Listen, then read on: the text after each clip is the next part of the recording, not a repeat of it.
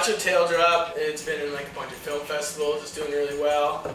We're still waiting on someone to like see if they want to distribute it or something, and see if they want to do something with it, make some money, or.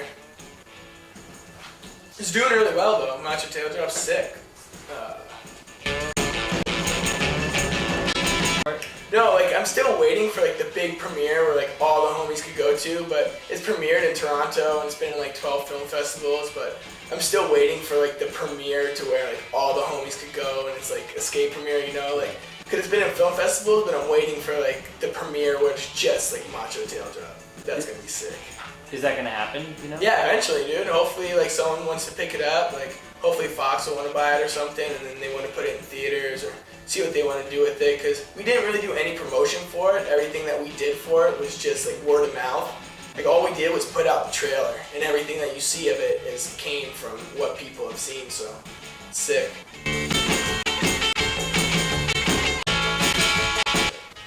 They're stoked on it, dude. A lot of people like it because it's like not a typical skateboarding film, and it's shot really well. And it's like a mix between like Clockwork Orange and like Evel Knievel or like Charlie and the Chocolate Factory or something. A lot of people like don't know what to think when they see it. They're just kind of like blown off by it. Like we have like Q&As after, and they don't even have any questions. They don't know what to ask. They're just kind of like stunned.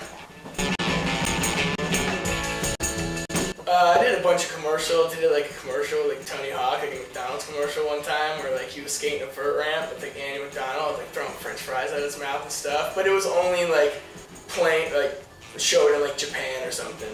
Like I never got to see it. And did a bunch of commercials, did some short films and stuff. And yeah, it's really rad. I filmed this short film called D- with Robert Patrick. He's the Terminator from Terminator 2, not like Arnold Schwarzenegger, but the other dude.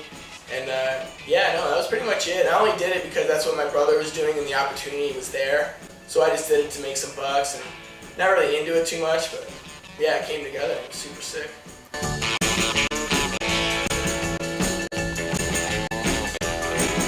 Yeah, I have actually. A couple times I was like on my way to Utah to go to the premiere or one of the showings for the film festival, and some random guy came up to me and he was like, "You look familiar." I was like, "Oh yeah." And he's like, "What's your name?" I was like, "Anthony." He's like, "Last name Amedori." He's like, "Oh, like Macho Taildrop." And I was like, "Well, like how did you even see that?" You know what I mean? And apparently he knows like a couple of the directors or something.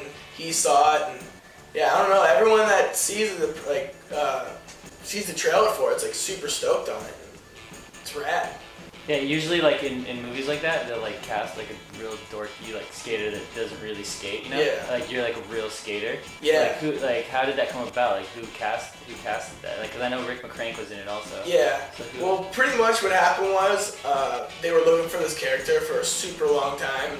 They were already in Budapest, Hungary with like a month left to film, and they didn't have the lead role for the movie. They were kind of stressing over it, and my friend Paul Goncalves works for Fuel TV, and they came up to him like, "Hey, do you know any real skateboarders that are actors?" He's like, "All right, I'll think about it." He was talking to Steve Barrow one day, and they were talking. He's like, "Hey, do you know any real skateboarder actors?" Because he knows he's like a writer and stuff. And he mentioned my brother. He's like, "Oh, well, I know this one guy, John Patrick Amedori." And Paul clicked, like both not knowing that they both know each other, and they both all know each other.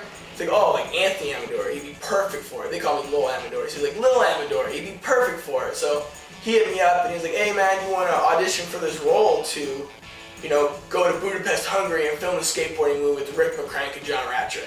You get auditions all the time, like, "Oh yeah, you want to audition for this, you go to New Zealand, blah, blah." Like, all right, like whatever. Like, "Yeah man, come over." Put myself on tape and did a couple sides, and we had like a 20-minute interview just like talking. I just got it over with, you know, completely forgot about it. Like, did it, done, like, all right, that's it, you know. Random phone call like 2.5 weeks later saying I got the job. I was about to go eat lunch. Got like this 15-digit number on my phone.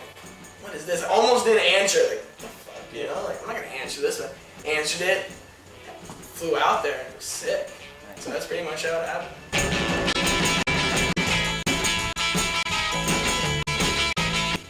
It was sick, dude. Everyone's super rad. It was pretty much if like we all just got together and made a movie. Rick's super rad. He wasn't in town for super long. He was only in town for like the stuff that he had to film. Like I was there for 3 months straight, and he was probably there for like a month. He was there for like 2 weeks and then like 3 weeks because he has like a family and he was going on like the Beauty and the Beast tour and stuff. So everyone was super rad. Rick's really rad. He's super funny, just always outgoing. John Rattray is super cool. And I got really close to French Fred because French Fred's in the film as well. And I grew up like watching his work, like Medic Marty, so sick, and just talk to him about stuff. Yeah, man, everyone's super rad. Just like friends.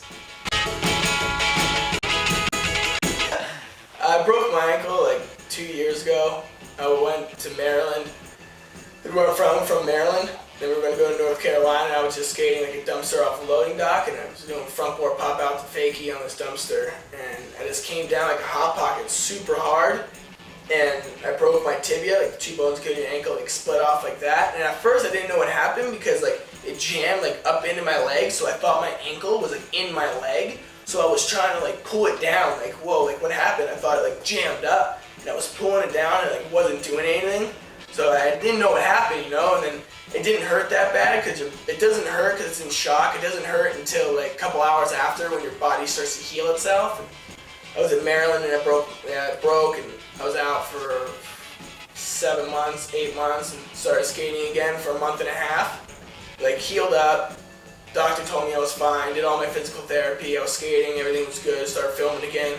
Month and a half later, broke my ankle again, the same way.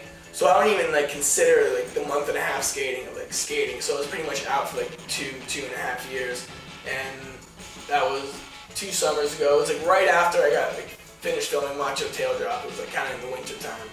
I just started skating again probably like 4 months ago, and it's doing really good now. I got to skate with the brace. I got a really comfortable one. It's good. I just like take it a little more easy.